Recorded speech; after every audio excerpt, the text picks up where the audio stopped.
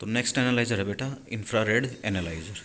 तो infrared analyser किस principal के ऊपर बेस होता है, जैसे कि हमें पता है कि जो अलग अलग गैस होगी, जैसे कार्बन डाइऑक्साइड गैस है, कार्बन मोनोऑक्साइड गैस है, ऑक्सीजन गैस है, हाइड्रोजन गैस है, इन सब गैसेस की एबिलिटी क्या होती है, वो क्या करती हैं, किसी एक पर्टिकुलर वेवलेंथ की जो हमारी इंफ्रारेड रेडिएशंस होते हैं उनको वो क्या कर लेंगी, एब्जॉर्ब कर लेंगी। जैसे कार्बन डाइऑक्साइड है वो अलग वेवलेंथ के इंफ्रारेड रेडिएशन को एब्जॉर्ब करेगी, कार्बन मोनोऑक्साइड होगी वो अलग वेवलेंथ के इंफ्रारेड रेडिएशन को एब्जॉर्ब करेगी, ऑक्सीजन अलग वेवलेंथ के उनको क्या कर लेगी, एब्जॉर्ब कर लेगी। और इसी प्रिंसिपल को हम यूज़ करके हम क्या निकालते हैं, उन गैसेज की कंसंट्रेशन निकालते हैं किसी एक गिवन सैंपल में कि कितनी कंसंट्रेशन है उसका यूज़ करके। तो इसके लिए जो हम इक्विपमेंट यूज़ करते हैं वो होता है हमारा non dispersive infrared analyser. Given है तुम्हें जैसे दिख रहा है डायग्राम में, नॉन डिस्पर्सिव इंफ्रारेड एनालाइजर। तो इसके अंदर क्या क्या होता है, सबसे पहले एक रेडिएशन का सोर्स होता है, रेडिएशन सोर्स ऑफ रेडिएशन होता है, इंफ्रारेड एक डिटेक्टर होता है, एक सैंपल चैम्बर होता है। ठीक है, ये मेन पार्ट होते हैं इसके अंदर। ठीक है, तो सबसे पहले कि देखो इस डायग्राम में जैसे दिख रहा है तुम्हें यहाँ पर, ये क्या है, एक इंफ्रारेड का सोर्स है, यहाँ से क्या एमिट हो रही है, इंफ्रारेड। ये इंफ्रारेड के सोर्स से ये जो रेज आ रहे हैं ये एमिट होके तुम्हारे यहाँ पर आ रही हैं एक प्लेन मिरर के पास। प्लेन मिरर इनको रिफ्लेक्ट करके भेजता है पैराबोलिक मिरर पे। उसके बाद ये एक सैंपल से पास होती हैं, जो भी हमारे गिवन गैस का सैंपल है, कार्बन डाइऑक्साइड मिक्सचर होगा, कार्बन डाइऑक्साइड कार्बन मोनोऑक्साइड, ये क्या करेगा, पर्टिकुलर जो गैस होगी उसकी वेवलेंथ को क्या कर लेगा, एब्जॉर्ब कर लेगा।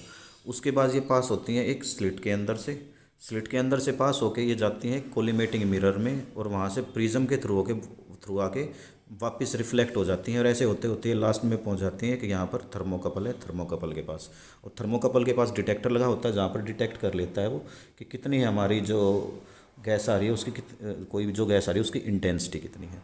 ये तो हो गया एक तरीके से टफ डायग्राम। अगर इसको तुम सिंपल वे में डायग्राम बनाना चाहो तो किस तरीके से डायग्राम बन सकता है, ये मैं बना के दिखा देता हूँ यहाँ पर ही।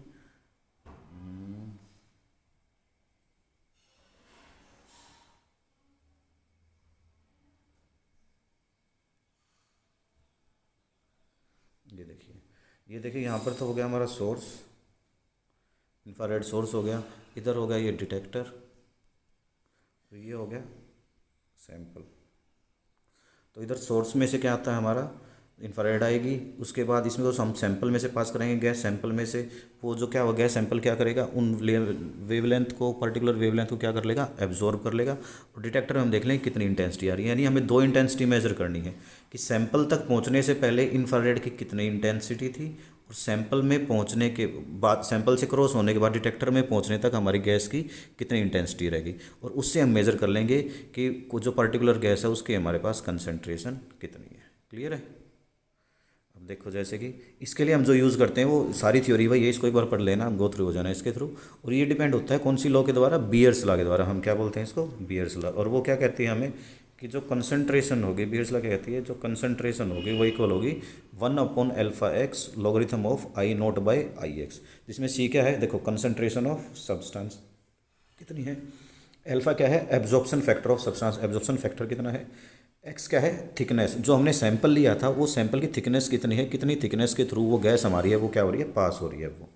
अब देखो इंटेंसिटी हमने दो इंटेंसिटी ली थी। पहली इंटेंसिटी क्या थी कि जो सैंपल है, सैंपल में पास होने से पहले उस गैस की कितनी इंफ्रारेड की कितनी इंटेंसिटी थी वो हमने ले ली। और आई एक्स क्या होगी, सैंपल से पास होने के बाद कितनी इंटेंसिटी जो हमारे डिटेक्टर तक पहुंची है वो सारी वैल्यू इस फार्मूले में पुट कर देंगे। तो कोई भी गैस, जिस भी गैस की हमें इंटेंसिटी निकालनी हो, वो गैस की, सॉरी इंटेंसिटी नहीं, कंसंट्रेशन निकालनी है, तो उसी कंसंट्रेशन हमारी इस फार्मूले में पुट करने के बाद निकलाई, चाहे वो कार्बन मोनोऑक्साइड हो चाहे कार्बन डाइऑक्साइड। बेसिकली इन दो ही गैसेज की निकालते हैं इससे हम, कार्बन मोनोऑक्साइड और कार्बन डाइऑक्साइड।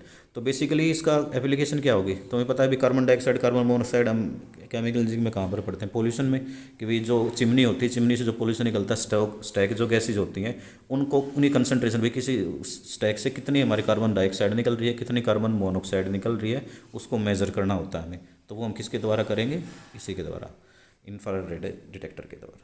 क्लियर है बेटा टॉपिक ये।